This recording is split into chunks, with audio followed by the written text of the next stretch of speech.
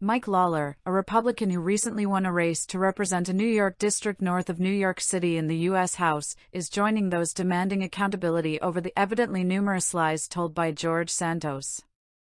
Santos is a Republican who prevailed in a congressional race this year in New York's Long Island, and in recent days reports have outlined how evidence points to him lying about key elements of his personal, business, and educational backgrounds.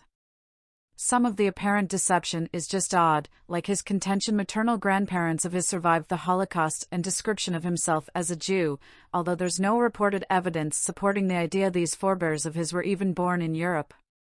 Some are also concerned about the origin of hundreds of thousands of dollars he loaned his campaign during this year's elections. He alleged on financial disclosure forms with the House he was making a $750,000 salary from a financial services company he ostensibly led, but he didn't include any clients. Later reporting showed 4 clients, all of which were connected to individuals who also donated to his campaign. It's unclear that such is the explanation, but providing funds to the company before later usage by his campaign to get around rules for donations to federal candidates is one troubling possibility here. Andrew Intrater, a cousin to Russian oligarch Viktor Vekselberg, even donated tens of thousands of dollars to a political action committee led by Santos's sister. Was he getting corrupted funds? George Santos owes the people of his district the complete and total truth about his personal and professional background and a sincere apology for his behavior, Lawler said on Twitter this Wednesday.